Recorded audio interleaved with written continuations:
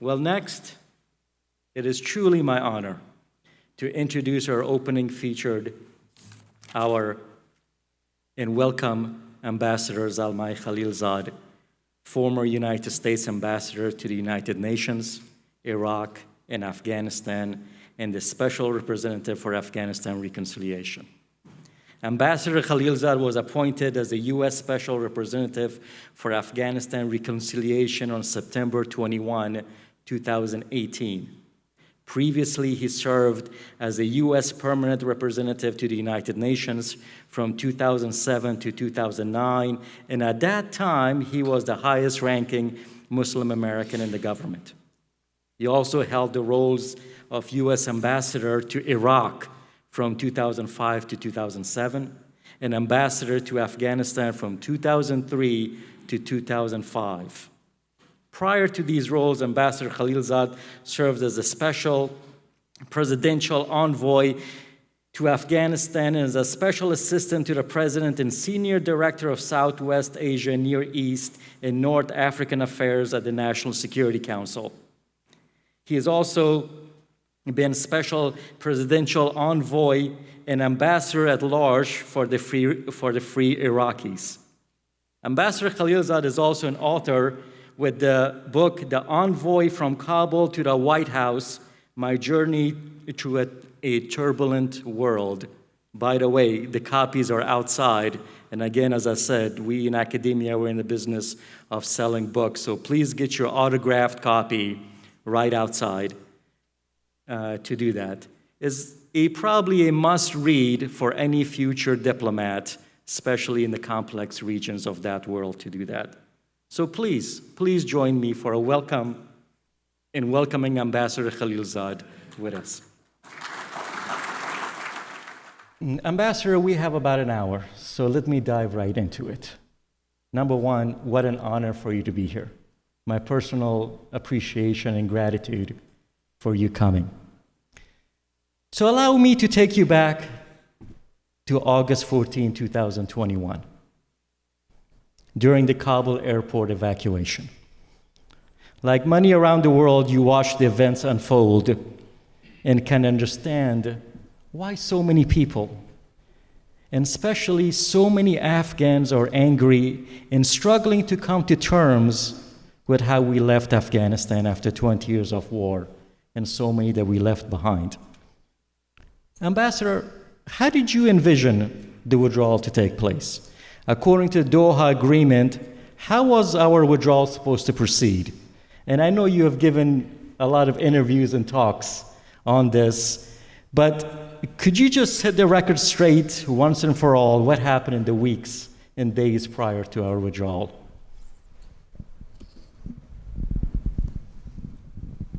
Well, good morning, everyone.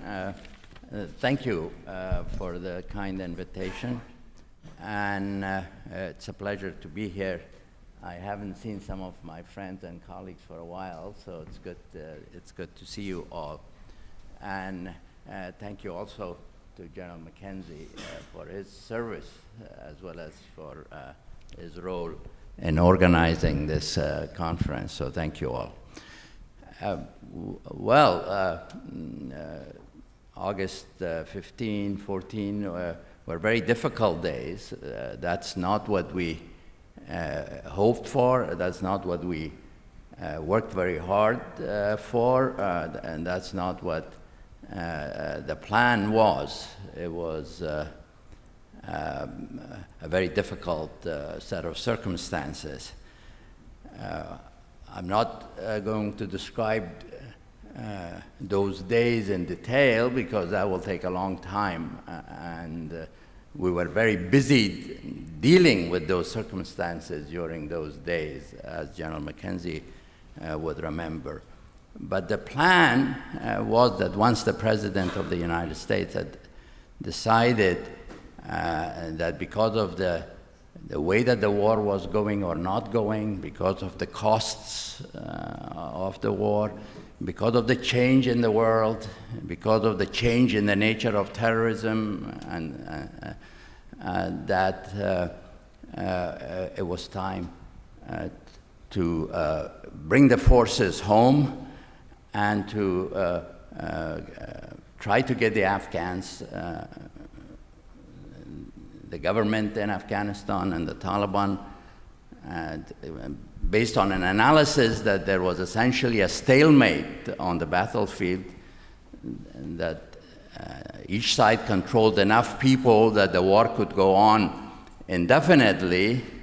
And you remember the Forever War slogan, that it was a need for a responsible withdrawal, and to get the Afghans to negotiate, that the stalemate provided an opportunity to seek a political settlement. The slogan was, there is no military solution to this situation. So we engaged. I was asked to assist, and my task was safe withdrawal. The image was of withdrawal from Afghanistan generally has been historically quite bad, bloody at times, very bloody at times. We wanted to avoid that and give peace a chance, if you like, by bringing the Afghan sides together. We reached an agreement with the Taliban, and we reached also an understanding with the Afghan government, Doha Agreement, the joint declaration, and we were moving towards the implementation of that. We even had thought that if the Afghans wanted to, if there was an agreement and there was a government, which the Doha Agreement said a new government, based on inter-Afghan negotiations, that if they wanted us to stay, we would be prepared to consider that and maintain a presence in Afghanistan. The inter-Afghan negotiations did get started. It didn't reach an agreement by the time that the timetable for withdrawal had come. We had an election here in the middle of all that. We had come to a reduced number compared to the numbers of forces that we and our allies had before the agreement. But we still had some forces, and once the negotiations weren't going forward, the choice we faced was whether to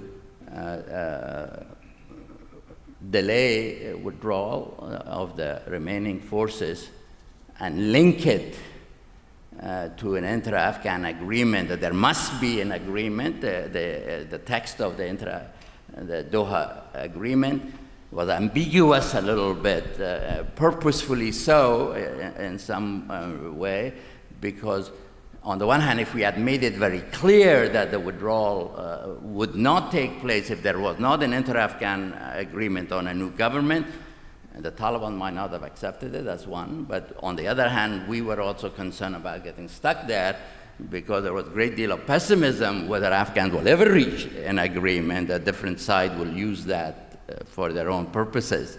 And so a decision clearly was made not to link it at the end. And there were differences of view among advisors, but because of the uncertainty, especially with the experience of the months of negotiations and the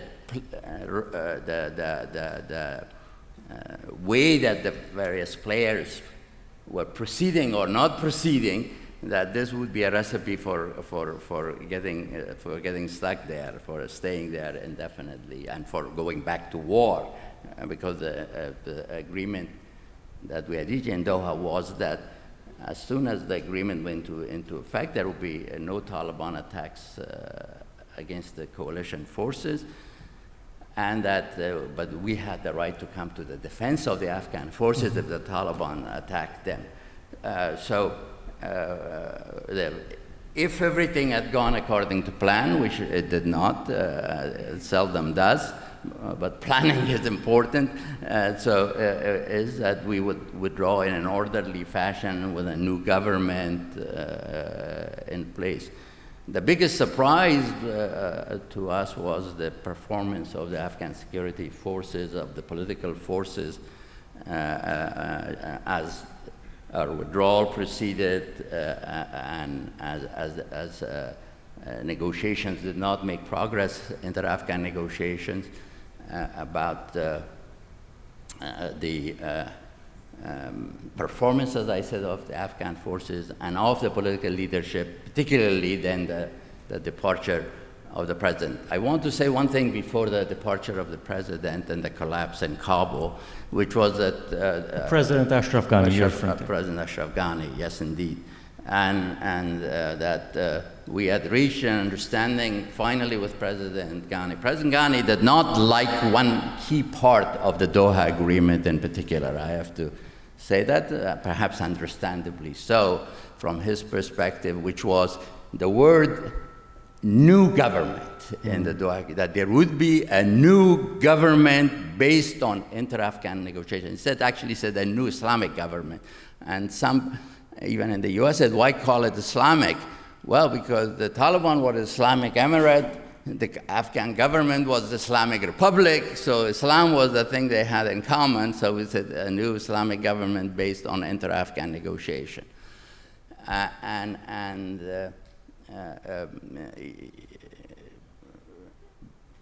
But 2 days on August 14, perhaps, or 13, somebody will have to check. I'm sure there are people here who know the exact time. President Ghani agreed that he would step aside and there should be negotiations on the formation or the composition of a new government. By then, the military situation has changed a lot. Taliban are at the gates of Kabul. And with that agreement, the Taliban agreed not to enter Kabul. They told us, and that they agreed that a senior delegation from Kabul would come to Doha, agree on a new government. I don't want to go into this forum on the details of the divisions of ministries and so forth. Some progress was made on that, and General McKenzie would recall then the next day when we had the plans for the delegation to come,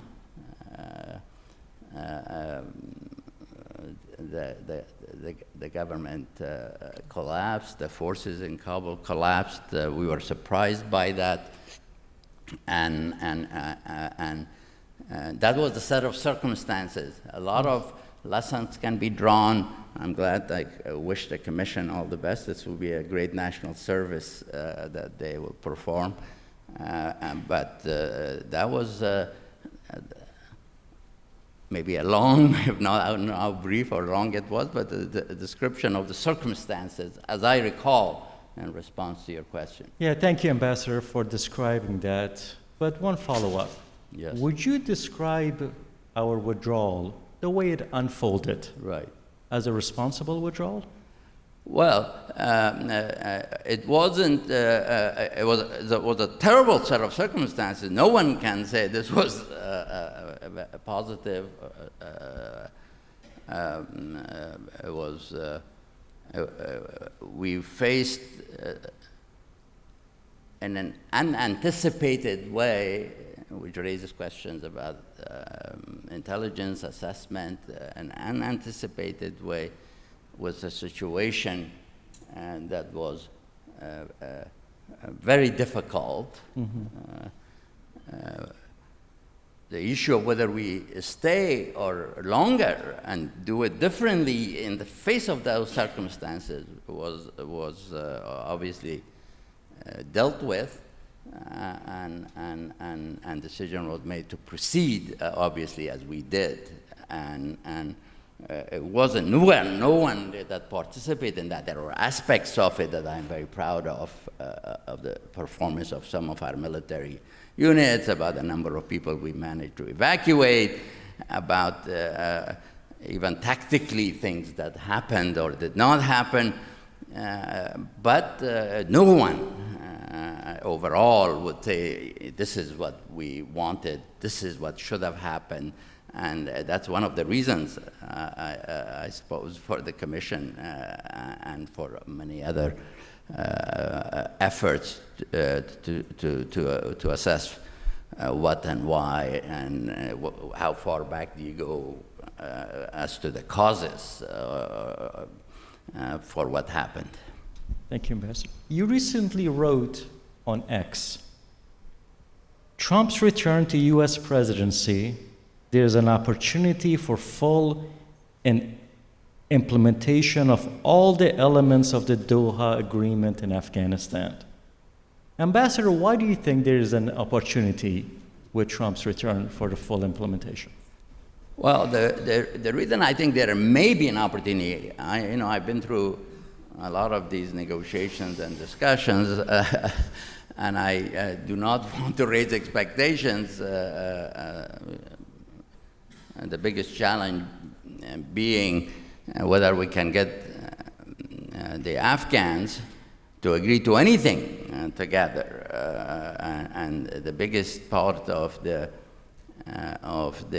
Doha Agreement that has not been implemented is the third element. Element 1 was withdrawal. Element 2 was guarantees and assurances on terrorism, which was what got us to Afghanistan. And then the element 3 was intra-Afghan negotiation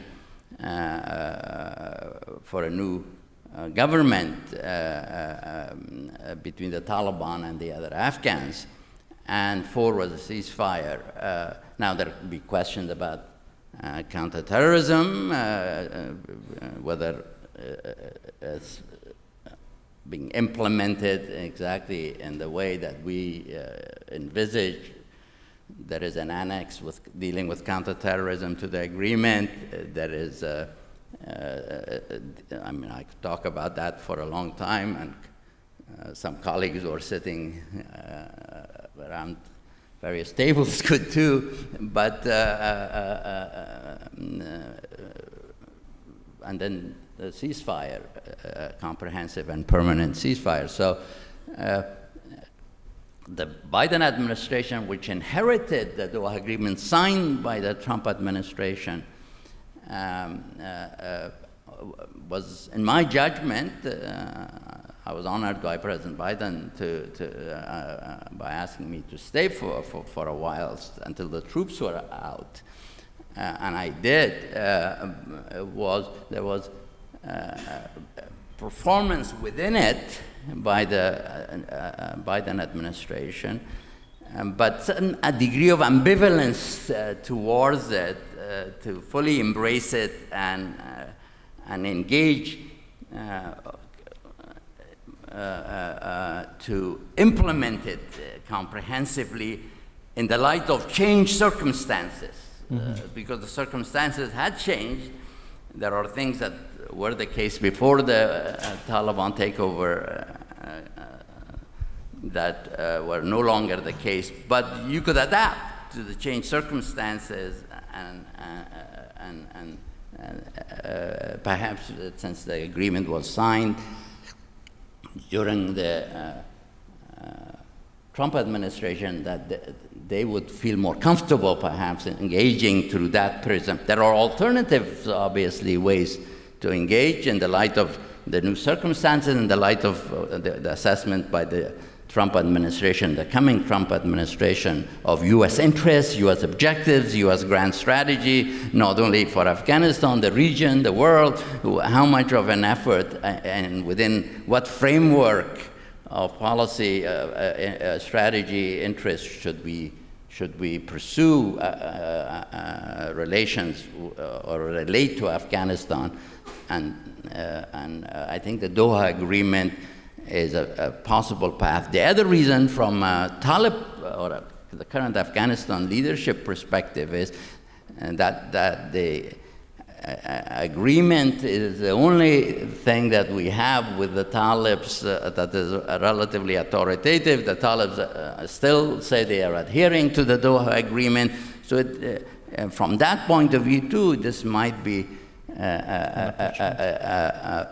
a way. I don't want to, as I said, raise expectations, but that may be among alternatives that exist. This framework could be one. Thank you, Ambassador. Next question. Can you please expand, why was the Doha Agreement not fully implemented during your time? Well, there are two reasons, in my view. One, Afghan. I would put a lot of weight on that. By Afghans, you're referring to? Afghans, I refer to Talibs, I refer to government, and I would refer to the political elite in general, which is we thought, the country had been at war for so long. A lot of Afghans are getting killed every day. War was very unpopular.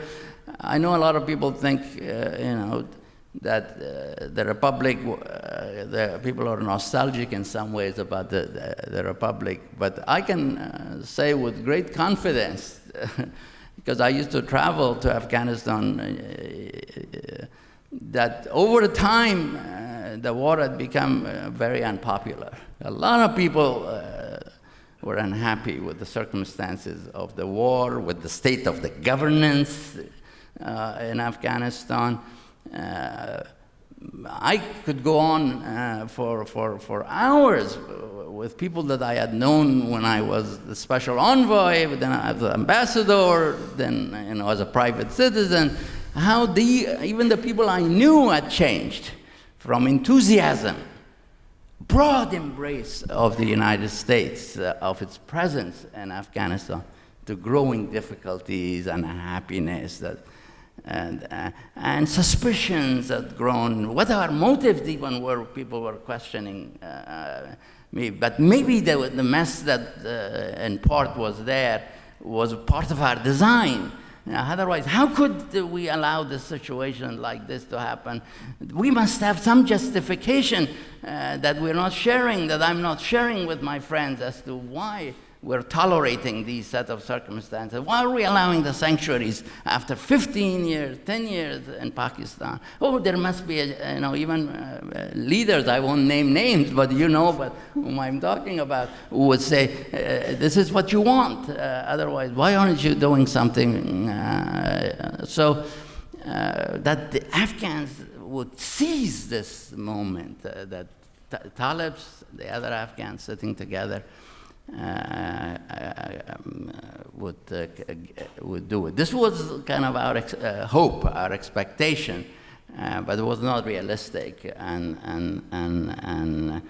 I think as I told you, the Republic did not like this new government formation. The former Afghan government. I think I would say that some of them would privately tell me, yes, we need a new government, but when they sit in the meetings, they would support the president. Yes, the Talibs should join the government. They made offers through me to the Talibs of how many positions they will give them, how many employment opportunities they will provide, what roles they could see for the Talib military forces in the future of Afghanistan, but join. And the Talibs were not willing to do that. They're saying that they saw the Ghani government as an extension of the occupation, and they would want to negotiate it for a new government. And a lot of time was wasted to get negotiations after they started intra-Afghan negotiations, and with perhaps the intention of delay. For example, what should be the basis of these negotiations the first day, and I'll stop at that, was the Talib was saying, well, it's the Doha Agreement. We're here because of the Doha Agreement. Otherwise, we have been at war with each other for a long time, and we weren't meeting. Ambassador, you're referring to the negotiations between the Afghan government and the Taliban.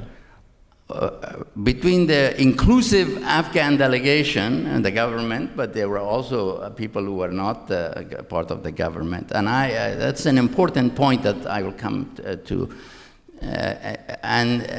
The government said no. We were not part of the Doha Agreement. Why should we meet based on the Doha Agreement? And so weeks, months passes over this argument. It's over this, because of this one thing, the new government, because the government did not like that.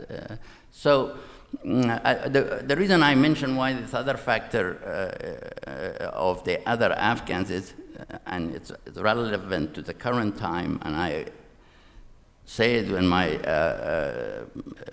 discussions, is that agreement does not say the negotiations between the Taliban and the Afghan government. It doesn't say that. It says the negotiations between the Taliban, and as you know, the formulation is as it is, and the other Afghan sides.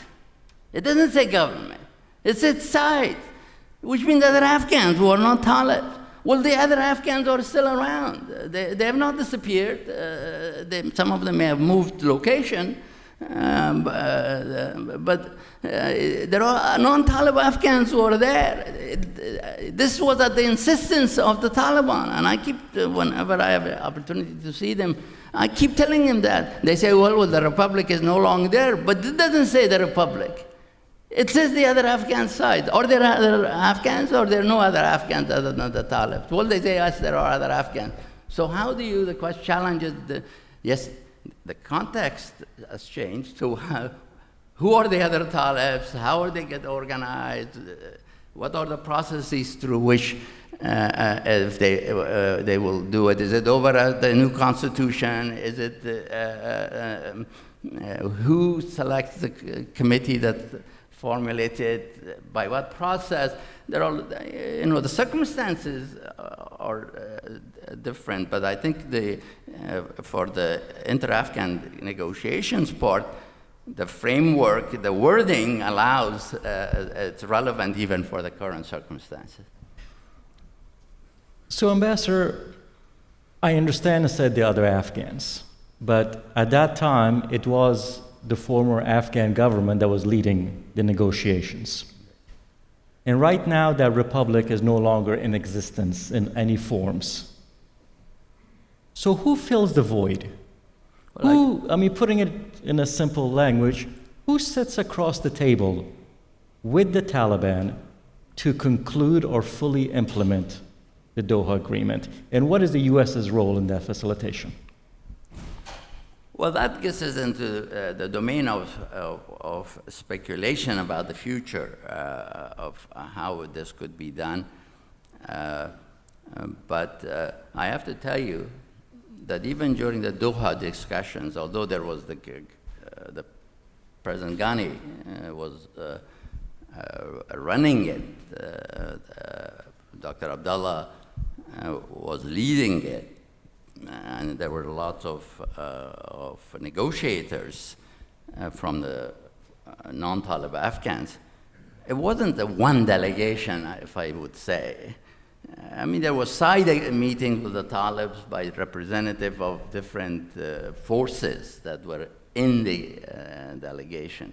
You had the sons of some of the principals of Afghan scene. You had son of Marshal Dostum. You had the son of Mr. Atta. You had other people. I wouldn't describe them in this format in detail. But they had their own discussions, their own sides, their own agendas. Afghanistan is obviously, you and I know it, for obvious reason. It's very complex, and simply has to be a way, in my judgment, this now I'm not describing history, in my judgment, for Afghans to accept each other as citizens and find a process that works for them to live together and have a political system that works for them in the current circumstances, with the possibility of adapting it over time. War hasn't worked. Maybe Talibs think it's worked for them, now they're dominant, but there's a lot of unhappiness. They've got to find a way, and America, as someone who's had the honor of representing America for a long time in Afghanistan, the envoy, ambassador, back to envoyship and so forth, America has tried very hard to make Afghanistan a success. And we have made our mistakes. I could talk a lot about that, but it's not for lack of effort. It's not for lack of effort. Afghans have suffered a lot. Sometimes suffering can produce, you learn lessons, it brings you together. And so far this hasn't happened in Afghanistan, and I hope and pray that this will happen. So when you ask me what America can do, I say what Afghan must do. America can help, should help. We shouldn't turn our back on Afghanistan. That would be a mistake. We'll pay for it perhaps down the road, I hope not. But it's really the lesson I have learned. Some of you who know me for a long time, I thought we could solve all these problems, and I have been disabused of some of that. I look, when they say what America can do, I always get this asked by Afghans. I say what Afghans must do, should do, can do in order to save themselves. America should be ready to help as well as others. Ambassador, let me ask a negotiation question in terms of your lessons learned. In terms of a negotiations terminology, we have something called the Zone of Possible Agreement. Right. And ZOPA. The Zone of Possible Agreement with the U.S. negotiations and the Taliban, if I can simplify, was basically on the date of the withdrawal, military withdrawal. Right. Where do you see the Zone of Possible Agreement between the Taliban and the non-Taliban Afghans in terms of them agreeing after your remarks you just made? Well, the zone of agreement, I could list something from my perspective. They may, individuals may not agree with it, but if at the macro level, it would be an Afghanistan that's not at war. That should be a zone of agreement that we shouldn't be killing each other. What is bigger than that? That we should have a good standard of living. What's wrong with that? Why wouldn't anyone agree to that? That Afghanistan should not be occupied by a foreign power. What's wrong with that? That we should have a rule of law. What's wrong with that? There shouldn't be corruption, yes, maybe, or some rule of law. There may be some individual to benefit from those circumstances, but the majority of the people, there are 5, 6 things that one could say everybody should agree on. And how do we organize ourselves to deliver on those aims? And what are the founding fathers of Afghanistan, so to speak?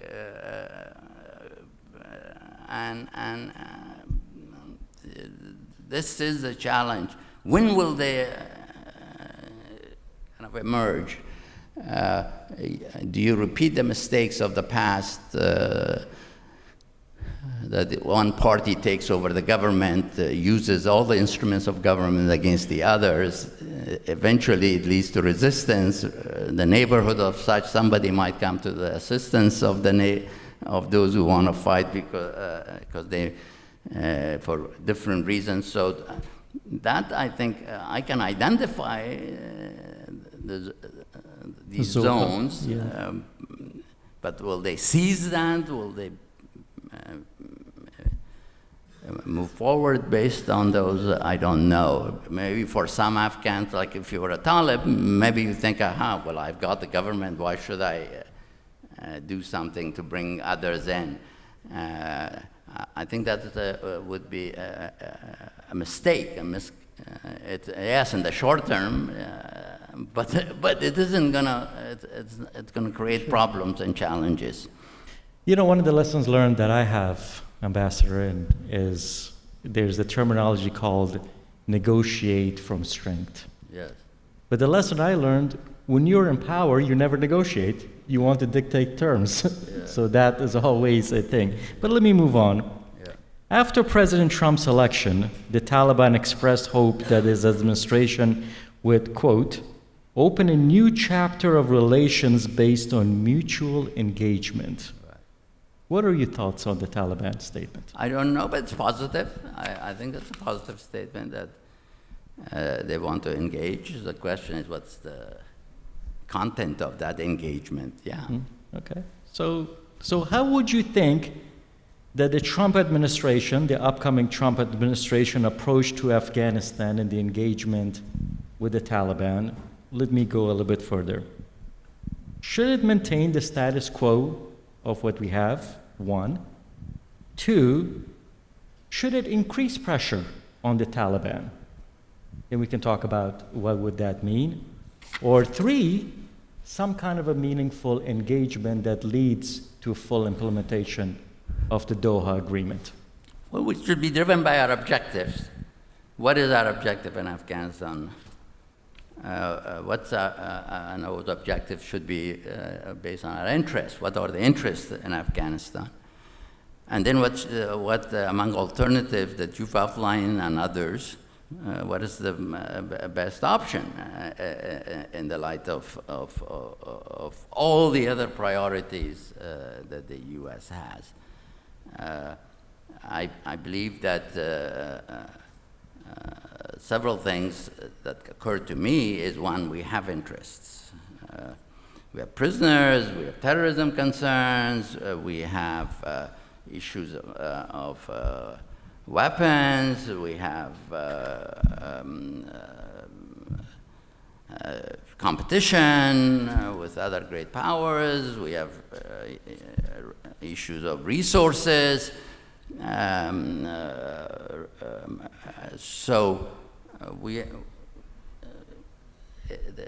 I'm sure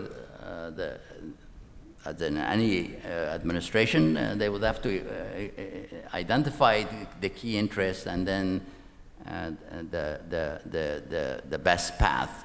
My judgment would be turning our back as a mistake, would not be prudent, would not be wise, and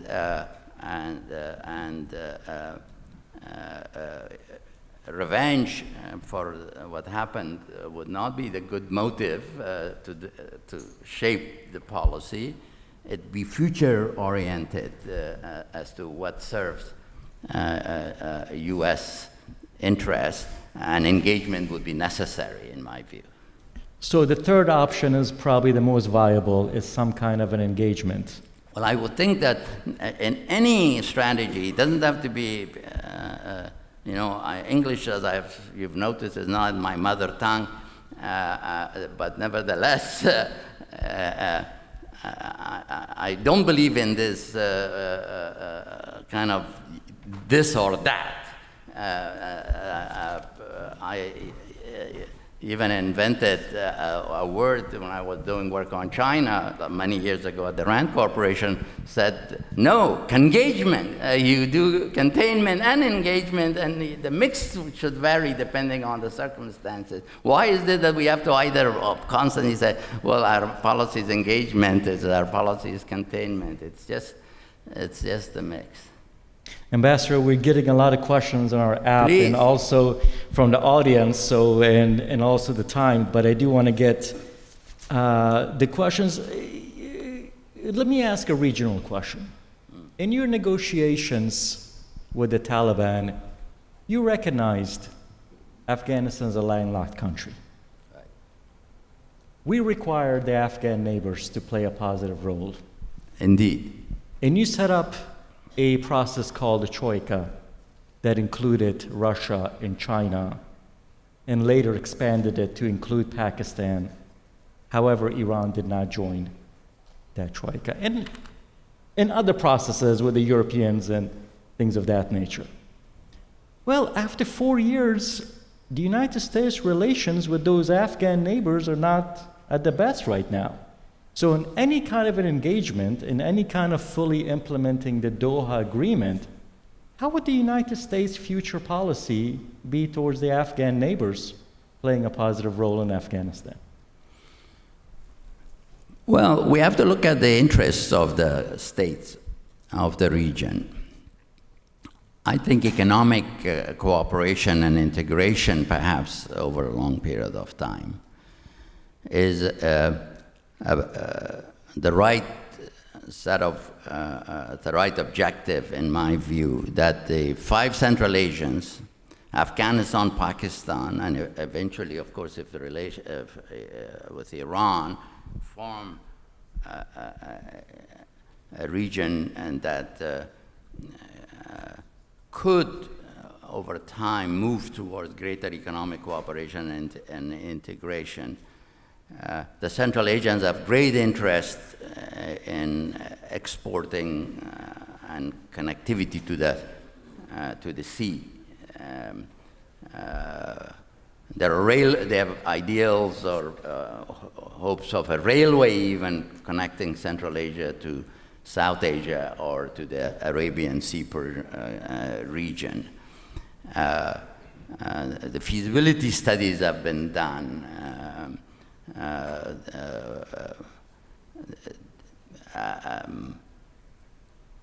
The effort at fundraising, some steps are being taken on the ground. You have to look at the interests of these countries and whether those interests, in my view, would necessitate stability in Afghanistan would facilitate and help.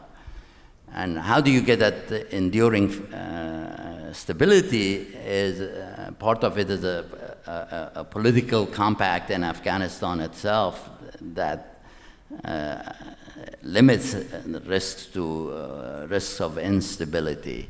So I would look at the kind of a railway-driven at this time, although there are great challenges of costs and so forth, or economic integration, economic cooperation in the first instance, as the motivation, as a positive motivation for potentially. We tried to do some of this when we were there. When I was in Kabul, we had the notion of Afghanistan as a land bridge. Mm-hmm. Later on, it became the New Silk Road. Later on, it became the Asian Roundabout.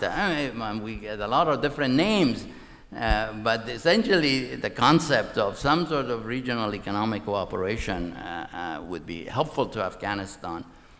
And I believe the Central Asians are very genuinely interested in pursuing it. So, Ambassador, the Afghanistan neighbors, especially China, is aggressively pursuing economic opportunities in Afghanistan, especially in the natural resources, in the minerals. Right. And we still have a lot of serious American companies that, despite, are still interested. Right. Should the U.S. or how should we support those companies to engage and invest in Afghanistan?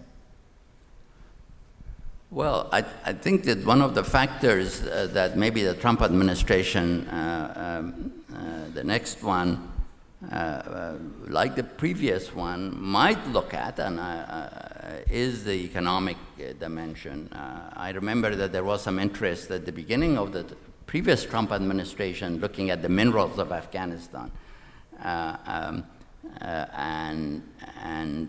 Yeah, competition with China is a fact of life, and Afghanistan's mineral resources is the potential, as I understand it, is significant, and this in any assessment of our interests and what we might do, that has to be taken into account. Thank you, Ambassador. A couple of questions on lessons learned. What is your main lesson learned from America's longest war in Afghanistan overall? Mm-hmm. And then I'm going to ask the follow-up question would be, what would be a key lessons learned from the negotiations? So one, an overall lessons learned, and then second, specifically in terms of your time in negotiating. In the current circumstances, of course, when people want to do lesson learned, they are often thinking of negatives. Mm-hmm. Well, we didn't do this right, we didn't do that right, it was a huge failure, and so forth. Well, there are aspects of it that were like that, so you can't hide that. But there was great successes. We've transformed Afghan society in a significant way. We decimated Al-Qaeda, terrorism. It's an ongoing challenge, but it is compared to what it was when after 9/11, which was Afghanistan was the factory. We thought of Al-Qaeda, mass production place. We've established deterrence. I think the Taliban have learned a lesson from what happened to them. They would when the huge cost was imposed on them, on their back, but they suffered huge cost.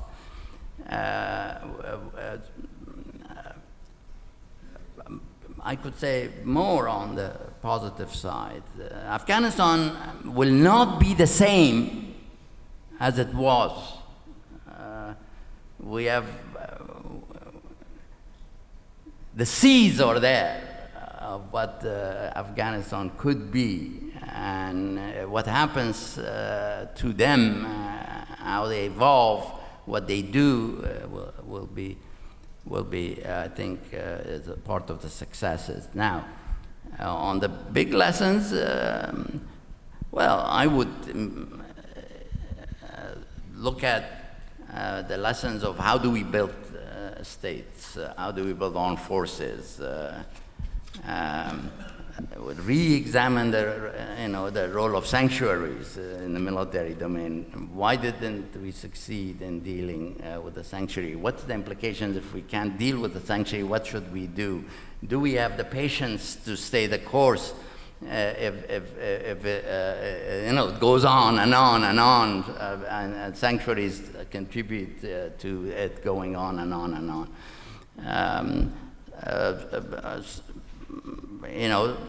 The question of governance issues. And it comes back to the issue, should we take on nation building, state and nation building, state building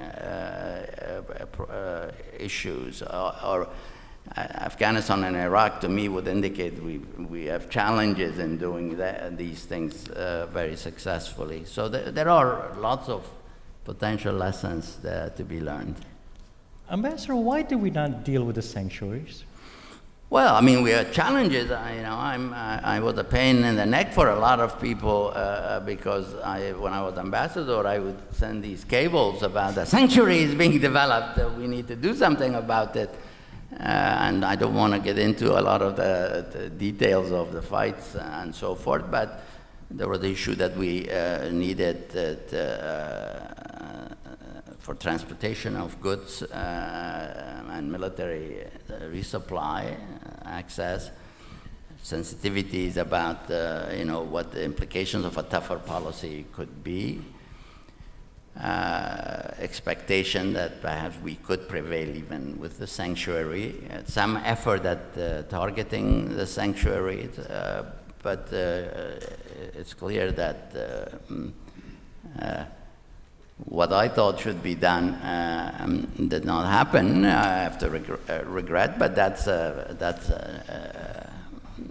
but I think that was a factor.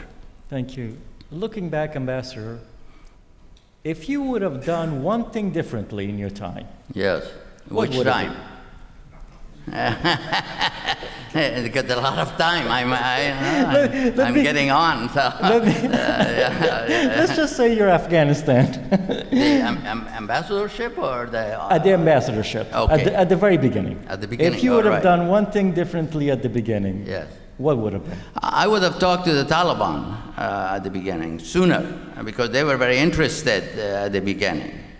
I know why we didn't.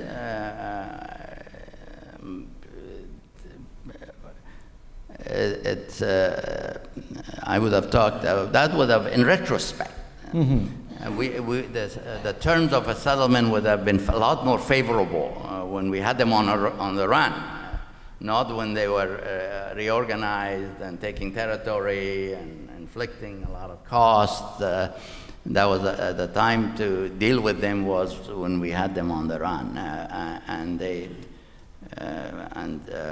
didn't happen. Okay, Ambassador. Last question. Yes, sir.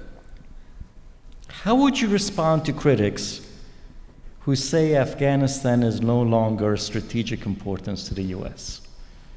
Sure, it is How do we not abandon Afghanistan we and the shouldn't Afghan abandon people? Afghanistan, but we should not also fool ourselves into thinking it's as important as it was after 9/11. It was critically important. It shaped in a significant way our national security focus. The war against terror, democratizing the greater Middle East, transformation, turning the Middle East into a new Europe. There were a lot of grand ideas, which Afghanistan was front and center in those concepts. But now it's a different situation. And we shouldn't turn our back because you mentioned ethics and morality and legacy and all that. There was also, there's a lot of relationships that have established between Americans and Afghans. One of the most surprising things in the last 2 weeks of August of 2021, to me as an individual, was the number of Americans from all walks of life calling. I know this Afghan here. He's here in this place. He's coming to this bus station. Please help him to get to the airport. One of the chairmen of Joint Chiefs, I won't name his name because I don't have his permission to talk calling me, Zal, my driver, not even his, he was President Karzai's driver. But he had gotten to know him. He called him his driver. He wasn't his, it was Karzai. Please get him out. Unbelievable. The connectivity of the two societies that, when you're dealing as ambassador or special envoy, you don't perhaps are attentive to these details that has happened. For that reason alone, we should be interconnected. We should be attentive. True terrorism is still there, not as central as it was after 9/11, nevertheless important. Afghanistan is not as important in the terror as it was 9/11. There's a lot of other places too that we have to worry about. And then there is geopolitical issues that we have. Afghanistan not front and center. A lot of Afghans should tell me, how can you leave us? We are next to China, we are next to this, we are next to that. It's not as central to those bigger struggles, but it's a factor that we have to take into account. Regional stability is important for a variety of reasons, including refugees and what have you. So we have a variety of reasons not to turn our back, but it's not going to be the priority that it was.